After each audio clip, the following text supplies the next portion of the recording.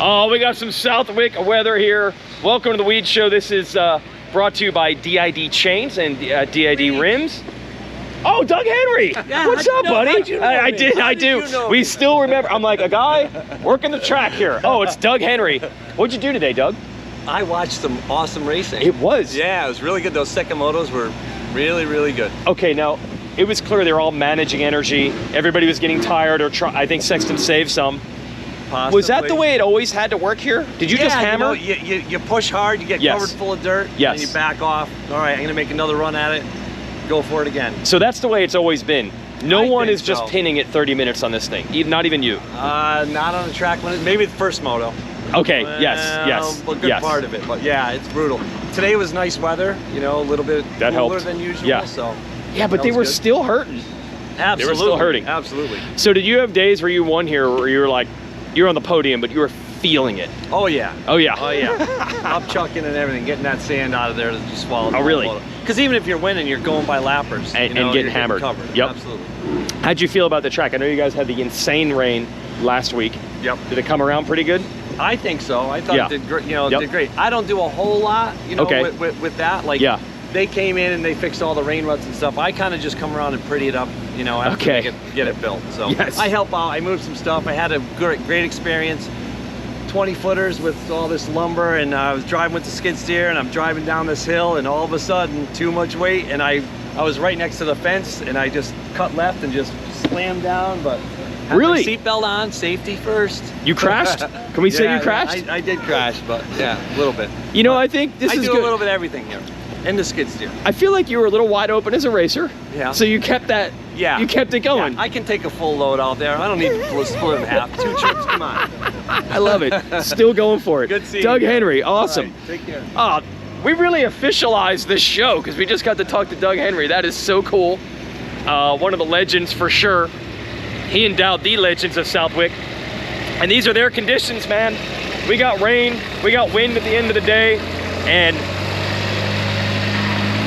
I've been coming up with this theory lately. I'm gonna use this term, but I mean it only in the best way. There was a term in cycling. This is a bad term in cycling. Yes. Woo! We got pumped up. How we doing? That's called show bomb right there. I like that. There's a term in cycling that is frowned upon. It's called microdosing. Yeah. Now, microdosing in cycling is people using the illegal PEDs and trying to use so little that by the end of the stage, it's out of their system, so it can't be detected. I think there's a microdosing of another kind going on here. We are seeing this strategic type of using energy in not just certain stages of the race or certain laps.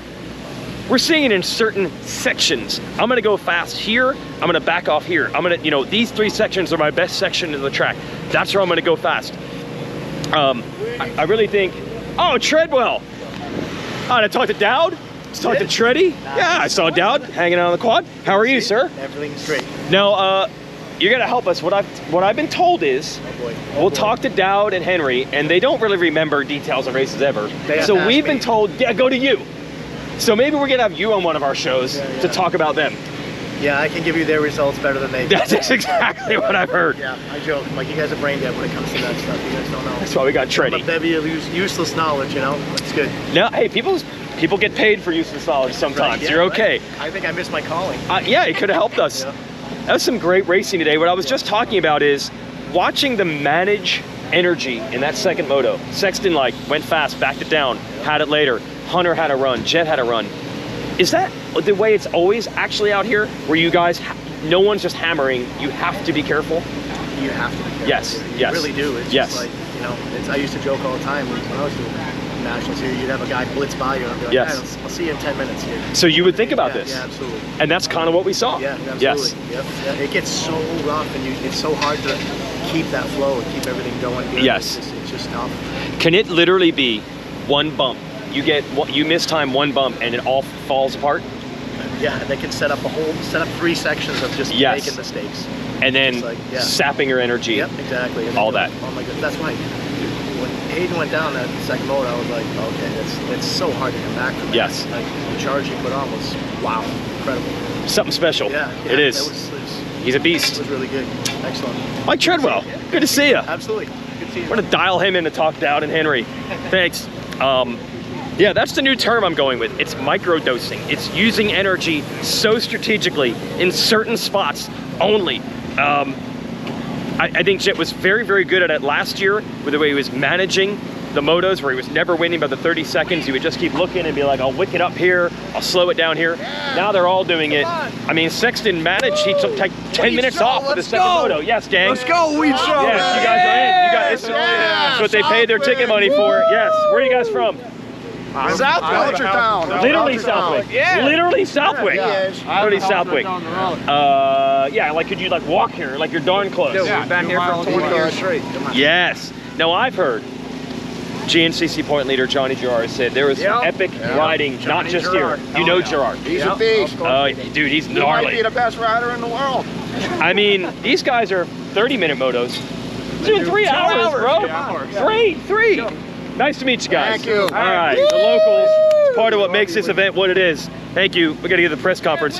Anyway, yeah, thank you. How about Sexton managing that second moto? I thought it was done. He was close. He passed Hunter. Hunter got him back. Started losing time. He was 7.5 seconds down. In the end, he was saving something, I think. He said he just got back into the flow, but he just had so much more energy than them at the end. You've got to think it was a battle of strategy. Who was going to go when? Kind of like a cycling race.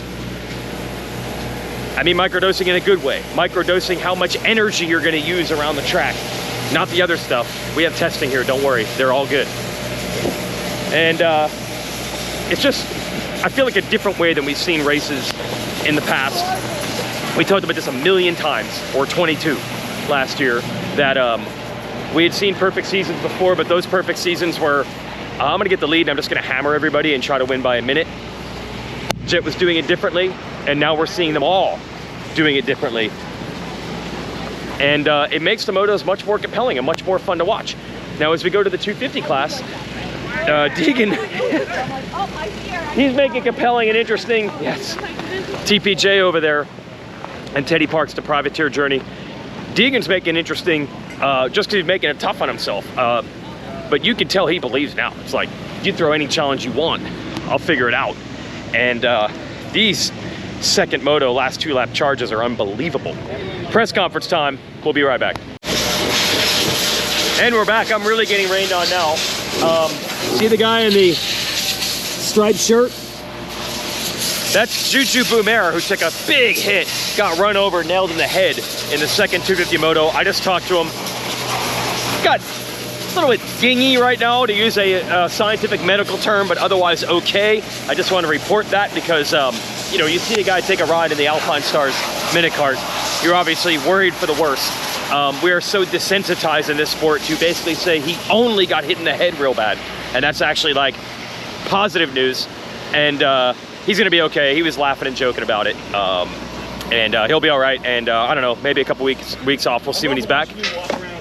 This is it. Yeah, it is. Walk around and talk to myself. Yeah, exactly. Exactly. Thanks, gang. So that was an update there. I didn't even want to go this way. I want to go to Star Racing because Brayton's around. Brayton's around. Justin Brayton is the agent now for Max Anstey, by the way. I don't know how many people realized he helped engineer the deal for him to go over to Star early. It was a rough one for Anstey. I think the hopes were high because he's a great sand rider, and we know how good the Star Racing bikes are. Although there is an interesting thing that has happened here, and I've seen a few fans mention this. There were years where the Star team was so far ahead of the competition that you were seeing, you know, podium sweeps, 4 out of 5 bikes off the start would be Star bikes. Honestly, the results really haven't been very good for any of the other riders here outdoors so far this season, besides Deegan. I think that shows that the competition has definitely stepped up and is closing the gap on them. That's the way all racing works. Everybody goes through the ebbs and flows. I don't know, does that make Deegan's performance even better when you consider how far ahead he is of everyone else on his team? But I think hopes are high that the Anstey situation, it's obviously going to take a little longer than just one race for him to get in there and be, you know, top 5 or podium guy. Had bike problems right off the bat in Moto 1 and I think 7th in Moto 2. But you know he's going to get even better. That team never rests. Anyway, just really fun to watch how these races are breaking down. where the first moto at High Point, the 250 class, you had the Hymas was the best guy for 7 minutes, Shimoda was the best guy for 7 minutes, Masterpool was the best guy for 7 minutes, and then like furiously in the last 10 or so, 777, that's 21, yeah, last 10 or so, perfect math, Deegan was the best guy. It is so fun to watch these motos unfold like this, and I don't remember racing being like this very often in the past. This is so good. And then you just use the math to calculate that it's 3 points in 3 riders in a 450 class. This is like real. This is like real competition now. This isn't just Jet had a bad hangtown and he's been working these guys ever since. He's still dinged up. Sexton has built confidence through it. How much does one of these weigh? That's actually heavier than I thought, to be honest. I mean, I'm a beast. Oh, really? I'm a beast, so it's not a problem, but still. That's Club Mex team, everybody. Hey, every team can say, you have your day? We didn't have our day. Yeah, you had your High Point, you had 3 bikes, 1, 2, 3? Yeah. Then I see a moto, 3 bikes just not even running. Shit happens. Yeah, that's racing, everybody. Everybody rides that roller coaster. Better luck at Redbud. Yep. I just want to check in with those guys. That was a rough one. Anyway, I've said anyway enough. No more of those. The intrigue, the closeness, the teams, the amount of manufacturers that are really competitive with each other right now. You know, it really looked like, you know, Lawrence Brothers domination was going to happen. Credit to Sexton. The guy never gives up on it. Never stops believing that he's going to get there. And the 250 teams are definitely more evenly matched, I feel, than they've been in a long time. I think when you look at the results, it's Deegan doing Deegan things. It's not like the Star bikes are just yards ahead of everybody else. It's just so fun to be in this stage right now. And the personalities too. You know what I mean? This has been great. And I think we live in a world right now that is pre-programmed to automatically, especially on YouTube or social media, where we are right now, where you're watching this, it's pre-programmed to always go for the sensationalist negativeness. And I don't just mean in motocross. I mean in anything, any topic. To sensationalize the gnarly drama in anything you want. Sometimes you gotta stop back and think, some things right now are actually pretty good.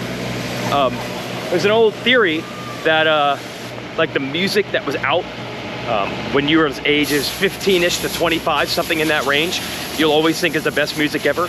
And it's not because the music was actually better, it's just because that is the music you most associate with the really fun time in your life when you were carefree and just hanging with your buddies and you weren't bogged down as an adult, right? So we sometimes overplay retro and how good things were because they're kind of rose-colored glasses sensationalized in our mind.